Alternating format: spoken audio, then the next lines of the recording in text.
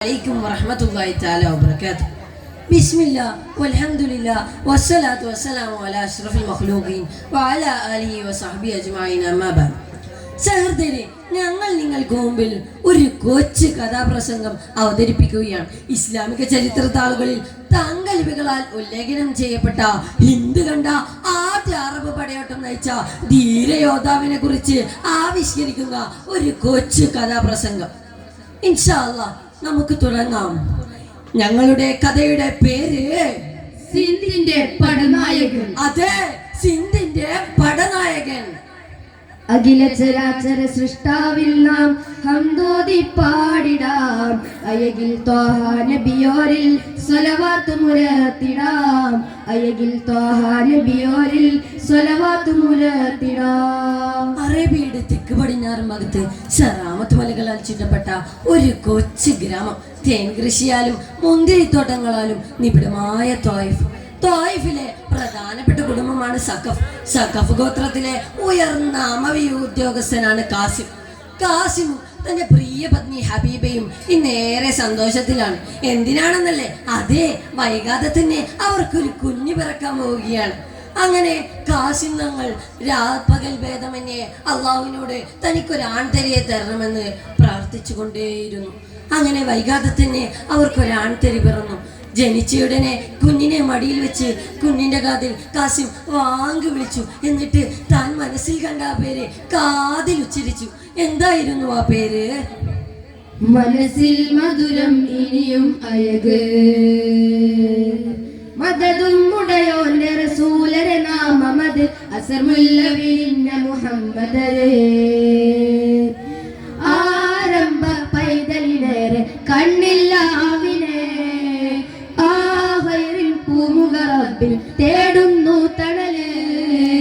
ആയുധമേന്താനാ തിരുമിന് സമമായൊരു ഹൽക്കില്ല. ആലമിലകിലം കീർത്തി നിറഞ്ഞൊരു പേരും ഖൈറില്ല. അതെ, മുഹമ്മദ് നേതൃപാടവത്തിന്റെയും ബുദ്ധിവൈഭവത്തിന്റെയും മകിടോദാഹരണമായ മുത്തുനബിയുടെ പേരല്ലാതെ മറ്റാരുടെ പേരാണ് തന്റെ മകന് നൽകേണ്ടത്? പക്ഷേ ആ വിളി അദ്ദേഹത്തിന് കൂടുതൽ കാലം തുടരാനായില്ല.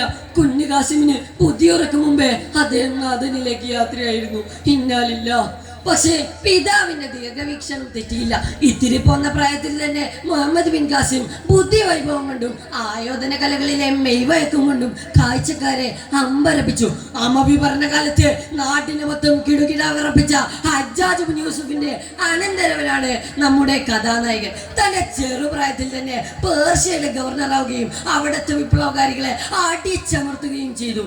പെട്ടെന്നൊരു ദിവസം ഹജ്ജാജിന്റെ കൊട്ടാരത്തിൽ നിന്ന് മുഹമ്മദ് ബിൻ കാസിമിന് വിളിയെത്തി. എന്തായിരുന്നു അത്? മുത്തായ കാസിം തങ്ങൾ സിന്ധായിരുന്നല്ലോ. മുന്നേറ്റം ഹജ്ജാജിന് സുറൂറായല്ലോ.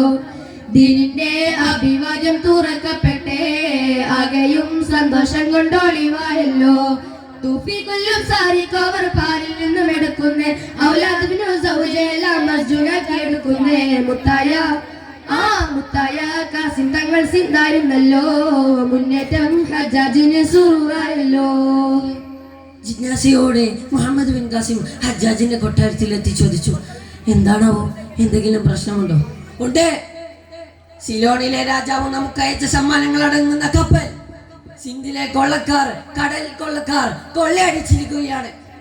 കപ്പലിൽ സമ്മാനങ്ങൾക്ക് പുറമെ ശ്രീലങ്കയിൽ മരിച്ചു വീണ നമ്മുടെ ഭടന്മാരുടെ വിധവകളായ ഭാര്യമാർ, അവരുടെ മക്കളും ഉണ്ടായിരുന്നു. അവരുടെ മേൽ കൈവെക്കാൻ ഈ കള്ളക്കഫറുകൾക്ക് എങ്ങനെ ധൈര്യം വന്നു? അതും ഈ അമവികൾ ഭരിക്കുന്ന കാലത്ത്. ഖലീഫ സിന്ധാക്രമിക്കാൻ ഉത്തരവ് തന്നിട്ടുണ്ട്. നീ സൈന്യാധിപനായി പോണം, അതാണ് എന്റെ കൽപ്പന. ഉത്തരവ് ലഭിച്ചതും മുഹമ്മദ് ബിൻ കാസിം സിന്ധിലേക്ക് പുറപ്പെടുകയാണ്. അങ്ങനെ 6000-ഓളം വരുന്ന കാലാൾപ്പടയും 6000-ഓളം വരുന്ന കുതിരപ്പടയുമായി 5 വമ്പൻ കപ്പലുകളിൽ മുസ്ലിം സൈന്യം സിന്ധിലേക്ക് എത്തുകയാണ്. അപ്പോഴായിരുന്നു സിന്ധുകാർ ആ കാഴ്ച കണ്ടത്. എന്തായിരുന്നു ആ കാഴ്ച? ചെങ്കോലം കയ്യിലേന്തി പടവാളെടുക്കലായി തൗഹീദിൻ മന്ത്രമാല യുദ്ധം ശുറൂഇലായി ഉച്ചത്തിലായി ലാ ഇലാഹ ഇല്ലല്ലാഹ്.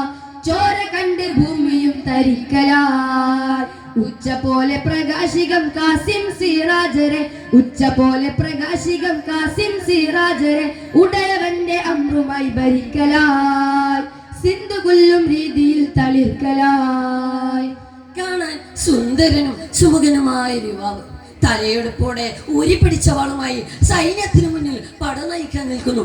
ആരാണത്? സിന്ധുകാരെല്ലാം പരസ്പരം ചോദിച്ചു. അത് മറ്റാരുമായിരുന്നില്ല, സിന്ധു കീഴടക്കാമെന്ന മുഹമ്മദ് ബിൻ കാസിമായിരുന്നു അത്. ആയിരക്കണക്കിന് യുവാക്കളും മധ്യവയസ്കരും അടങ്ങുന്ന ഈ ഒരു സൈന്യം തന്റെ ഒരൊറ്റ ആജ്ഞക്കായി കാത്തിരിക്കുകയാണ്. എല്ലാം മനസ്സിൽ കണ്ടുകൊണ്ട് മുഹമ്മദ് ബിൻ കാസിം തന്റെ പടവാൾ ആകാശത്തേക്ക് ഉയർത്തി ഉറക്കെ ആഹ്വാനം ചെയ്തു. ധീരന്മാരെ, ശത്രുപക്ഷത്തെ ഒരു വമ്പൻ സൈന്യം തന്നെ നിങ്ങളെ കാത്തിരിക്കുന്നുണ്ട്. ഏത് പ്രതിസന്ധികളിലും തളരുന്നതിനെ പറ്റി ചിന്തിക്കുക പോലും ചെയ്യാതെ ലാ ഇലാഹ ഇല്ലല്ലാഹ് എന്ന കലിമത്തു തൗഹീദുമായി മുന്നേറുക. നിശ്ചയമായും ഈ യാത്രയിൽ നമ്മോടൊപ്പം അല്ലാഹു സുബ്ഹാനഹു വ തആലയുണ്ട്. ജയിച്ചാൽ അല്ലാഹുവിന്റെ മാർഗത്തിലുള്ള ധീരയോദ്ധാക്കൾ, മരിച്ചാൽ അല്ലാഹുവിന്റെ മാർഗത്തിലുള്ള ധീരശൈലുകൾ. അല്ലാഹു അക്ബർ. അങ്ങനെ യുദ്ധം തുടങ്ങി. നിമിഷ നേരം കൊണ്ട് വാളും പരിചയം പരസ്പരം ഏറ്റുമുട്ടി. അങ്ങനെ 1000 നായിക പിന്നിട്ടതും മുഹമ്മദ് ബിൻ കാസിം തന്റെ കുതിരപ്പുറത്തിരുന്നുകൊണ്ട് എതിരെ വരുന്ന ഓരോ സൈനികനെയും അരിഞ്ഞു വെച്ച് യമപുരിയിലേക്ക് അയച്ചു.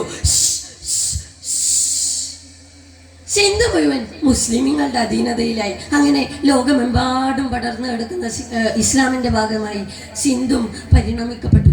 ഇതിനിടയിൽ വലിയൊരു വിശേഷം, ഖലീഫയായി സുലൈമാൻ ബിൻ അബ്ദുൽ മലിക് തിരഞ്ഞെടുക്കപ്പെട്ടു. ഹജ്ജാജിന്റെ കണ്ണുകളിൽ ക്രോധം ഉറഞ്ഞു തുള്ളി. ഹജ്ജാജിന് തോന്നിയ മുഴുവൻ വിദ്വേഷവും അയാൾ തന്റെ കുടുംബത്തോട് തീർത്തു. കൂട്ടത്തിൽ സിന്ധിൽ നിന്ന് മടങ്ങി വരാൻ മുഹമ്മദ് ബിൻ കാസിമിനോട് അയാൾ കൽപ്പിച്ചു. എന്ത് നമ്മുടെ ഗവർണർ നമ്മളെ വിട്ടുപോകുന്നുവെന്നോ? സിന്ധുകാർ ഒന്നടങ്കം പകച്ചുപോയി. അങ്ങനെ സിന്ധിനെ മൊത്തം കണ്ണീരിലാഴ്ത്തിക്കൊണ്ട് മുഹമ്മദ് ബിൻ കാസിം ഇവിടെ വാങ്ങുകയാണ്. അഹ്ലിന്റെ അലകളിൽ ഓളങ്ങൾക്ക് മാർമരം പടപ്പാട്ട് പാടിടുന്ന കാറ്റലേക്ക് നൊമ്പരം ആലമിനാകയും അന്ന് ദുഃഖസാഗരം സയ്യിദായ കാസിം തങ്ങൾ വേർപാടിൽ നൊമ്പരം. ഡമസ്കസിലെത്തി മുഹമ്മദ് ബിൻ കാസിം തങ്ങൾ കണ്ടത് ശുഭിതനായ ഖലീഫയായിരുന്നു. എന്താണെന്ന് പോലും അറിയുന്നതിന് മുമ്പേ അദ്ദേഹത്തെ തുറങ്കിലടക്കാൻ ഹജ്ജാജ് ബിൻ യൂസുഫ് കൽപ്പിച്ചു. ആരെവിടെ? ഈ ധിക്കാരിയെ ഇപ്പോൾ തന്നെ തുറങ്കിലടക്കുക. അങ്ങനെ എന്താണ് സംഭവിക്കുന്നതെന്ന് അറിയുന്നതിന് മുമ്പ് തന്നെ അദ്ദേഹം കാരാഗ്രഹത്തിൽ അടക്കപ്പെട്ടിരുന്നു. അദ്ദേഹത്തെ മർദ്ദിക്കാനായി ക്രൂരരായ ഭടന്മാരെ തന്നെ ഹജ്ജാജ് ബിൻ യൂസുഫ് നിയമിച്ചു. അങ്ങനെ ദിനേന അദ്ദേഹം മർദ്ദനങ്ങൾക്ക് ഇരയായിക്കൊണ്ടേയിരുന്നു. ഒരു സുബഹുനേരം അദ്ദേഹത്തെ ഉണർത്താൻ ചെന്ന കാവൽക്കാർ കണ്ടത് മരിച്ചു കിടക്കുന്ന അവരുടെ മുഹമ്മദ് ബിൻ കാസിമിനെയായിരുന്നു.